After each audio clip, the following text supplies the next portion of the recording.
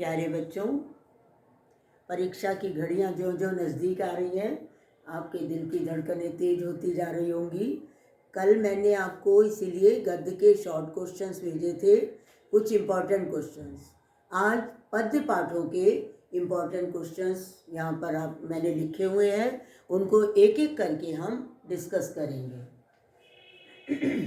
First question है, संगतकार कविता में संगतकार त्याग की मूर्ति है, कैसे? ये क्वेश्चन आपका आया है कि संगतकार को त्याग की मूर्ति क्यों माना जाता है। तो इसका आंसर आप ऐसे दोगे कि जब मुख्य गायक अपनी आवाज़ अपने स्वर से थोड़ा सा लड़खड़ा जाता है, उसकी आवाज़ उच्च स्वर तक पहुंचकर जब लड़खड़ाने लगती है, तब संगतकार ही उसके स्वर को संभालता है। तब संगतकार ही उसके स्वर में स्वर मिलाकर उसको ये बताते हुए कि वह अकेला नहीं है और उससे मुख्य गायक से अपनी आवाज़ को तीव्र नहीं करता है। इसीलिए उसके वो त्याग की मूर्ति कहा जाता है कि सब कुछ जानते हुए भी मुख्य गायक की तरह गायन गाने में समर्थ होते हुए भी वह अपनी आवाज़ को मुख्य गायक की आवाज़ से ऊंची नहीं करता है, इसीलिए उसे त्याग की मूर्ति कहा जाता है। सेकंड क्वेश्चन है, तार सप्तक क्या है? संगीत में 3 सप्तक होते हैं, जो संगीत के 7 सुर हैं, सारे गामा पाधानी। इन्हीं को जब कुछ स्वर जैसे शुरू वाले स्वर मंद्र सप्तक धीमी लय में गाए जाते हैं, तथा मध्य बीच वाले स्वर मध्य सप्तक थोड़ा सा उससे ऊंची लय में गाए जाते हैं, तथा तार सप्तक के स्वर बहुत अधिक ऊंची आवाज़ में गाए जाते हैं। उसी को हम तार सप्तक कहते हैं। और इसके पश्चात मैंने यहाँ लिखा है स्थाई और अंतरा। अब आप कहोगे स्थाई क्या होती है? स्थाई होती है गाने की प्रथम 2 पंक्तियाँ, और अंतरा गाने का किसी भी गाने का कोई भी पैरा। तो ये छोटे छोटे शब्द हैं, ये सब याद रखिएगा। मैंने यही छोटे डेफिनेशन वाले क्वेश्चंस निकाले हैं आज, क्योंकि ये टिप्स आप भूल जाते हो। नेक्स्ट क्वेश्चन हमारा है, कवि बादल से फुहार रिमझिम या बरसने के स्थान पर गरजने के लिए क्यों कहता है? तो इसका आंसर पूरा पहली लाइन क्वेश्चन से ही लिखोगे। कवि बादल से फुहार रिमझिम या बरसने के स्थान पर गरजने के लिए इसलिए कहता है कि बादल जब गरजते हैं तो व्यक्तियों में उत्साह, स्फूर्ति तथा चेतना का संचार होता है। बादल क्रांति का भी प्रतीक है, लोगों में जागरूकता प्रदान करते हैं, क्रांति उत्पन्न करते हैं, इसीलिए कवि ने गरजने के लिए कहा है। नेक्स्ट क्वेश्चन, फागुन में ऐसा क्या होता है जो बाकी ऋतुओं से भिन्न होता है? तो देखिए, फागुन मास हमारा आने भी वाला है और आप देखते हो कि ठंड थोड़ी कम हो जाती है और चारों ओर पेड़ पौधे खुशनुमा दिखाई देते हैं, प्रकृति हंसती हुई सी प्रतीत होती है, चारों ओर पुष्प और बसंती हवाएं, हमारे खेत भी बसंती दिखाई देते हैं। जैसे अभी बसंत ऋतु गई है, तो बसंत ऋतु को वैसे भी ऋतुओं की रानी कहा जाता है। तो बसंत में सभी पेड़ पौधे खिले हुए से प्रतीत होते हैं, जो आह्लादकता के प्रतीक हैं। तो ऐसा दृश्य, प्रकृति का ऐसा दृश्य अन्य ऋतुओं में नहीं होता है।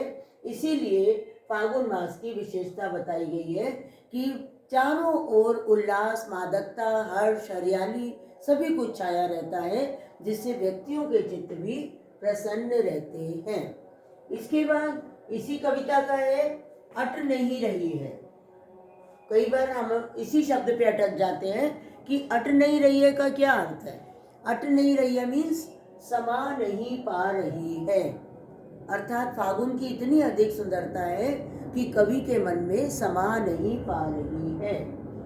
नेक्स्ट क्वेश्चन है, स्मृति को पाथेय बनाने से कवि का क्या आशय है?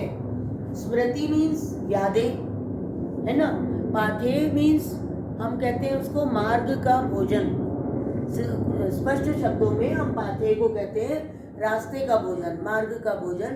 कहीं जाते हैं तो जो भोजन हम बना के ले जाते हैं उसको पाथे बोलते हैं। लेकिन यहाँ पर पाथे से क्या तात्पर्य है? स्मृति को पाथे, अर्थात कवि की जो मधुर स्मृतियाँ हैं कि जब वो अपनी प्रेमिका के साथ था, उसके जीवन में भी आनंद था, खुशहाली थी, तो लेकिन अब वो सब उसके पास नहीं है। तो उन्हीं स्मृतियों के सहारे वह अपना आगे का जीवन पूर्ण करना चाहता है।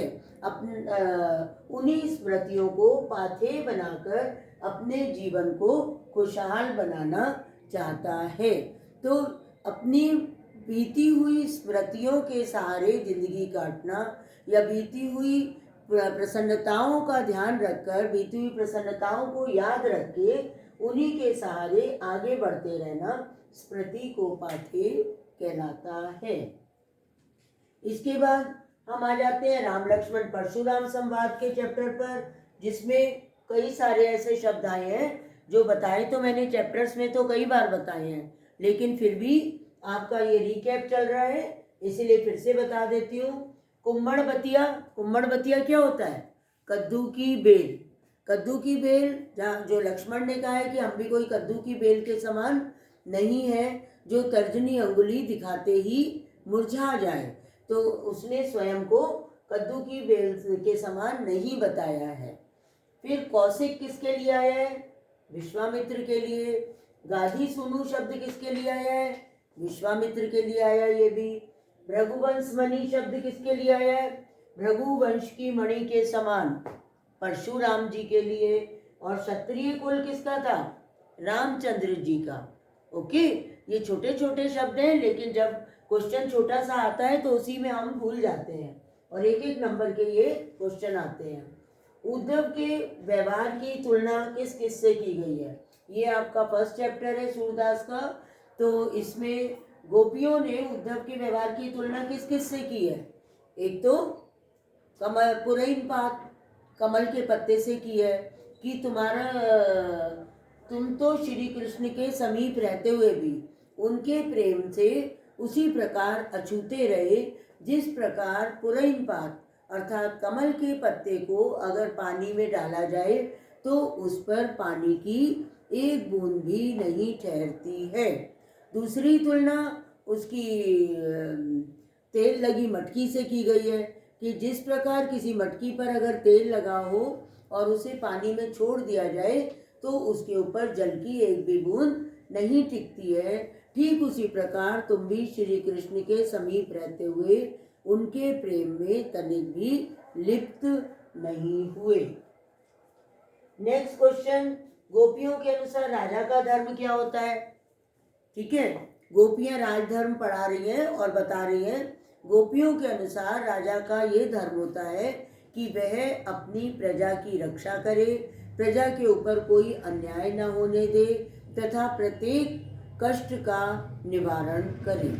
ओके, नेक्स्ट है हारिल की लकड़ी मर्यादा न रही, मन की मनी मांझ रही। ये सब शब्द किसके, इनकी व्याख्या करिए। जैसे हारिल की लकड़ी किस संदर्भ में प्रयुक्त हुआ है? हारिल की लकड़ी किसके लिए प्रयोग किया गया है? गोपियों ने श्री कृष्ण के लिए। हमारे हरि हारिल की लकड़ी, हमारे श्री कृष्ण तो हमारे लिए हारिल पक्षी की लकड़ी के समान है। जिस प्रकार हारिल पक्षी अपने पंजों में लकड़ी का एक टुकड़ा सदा दबाए रहता है, वो ठीक उसी प्रकार मन वचन और कर्म से हमने श्री कृष्ण को अपने मन में बसा रखा है। सेकंड है मर्यादा न रही, कि जब उन्होंने ही, गोपियां कहती हैं उद्धव को कि जब श्री कृष्ण ने ही मर्यादा का पालन नहीं किया तो हम क्यों मर्यादा का पालन करें, अर्थात हम भी मर्यादा का अब उल्लंघन करेंगे। नेक्स्ट है मन की मन ही मांझ रही, मन की बात मन में ही रह गई। यहाँ गोपियाँ जब उद्धव योग संदेश सुनाते हैं तो गोपियाँ उद्धव को कहती हैं कि हमारे मन की बात हमारे मन में ही रह गई। हम तो श्री कृष्ण से ये बता ही नहीं पाए कि हम उनसे कितना प्रेम करते हैं, और यही उम्मीद लगाए रहे कि श्री कृष्ण जब भी आएंगे तब हम उन्हें अपने मन की बात बताएंगे। लेकिन हमारे मन की बात तो हमारे मन में ही रह गई। इसके बाद लास्ट क्वेश्चन फिर से ध्यान दीजिए। सूरदास की भाषा है ब्रिज भाषा, और जो ये कविता लिखी गई है इसको हम भ्रमर गीत के नाम से जानते हैं। तुलसीदास की भाषा है अवधी भाषा। ये छोटे छोटे क्वेश्चंस मैंने थोड़े से निकाले हैं आपकी बुक से, सारे चैप्टर से, तो आशा है ध्यान से आप लोग सुनोगे। शायद इन्हीं में से कोई आ जाए एग्ज़ाम में, तो बड़ा मज़ा आएगा कि भाई हमने तो अभी पढ़ा है और इसी में से क्वेश्चंस आ भी गए हैं। बाकी देखते हैं आगे क्या होता है। All the best. अब कृतिका के क्वेश्चंस और रह गए हैं, वो भी मैं थोड़ा सा समझाऊंगी, और ग्रामर के छोटे छोटे टिप्स। ओके, धन्यवाद।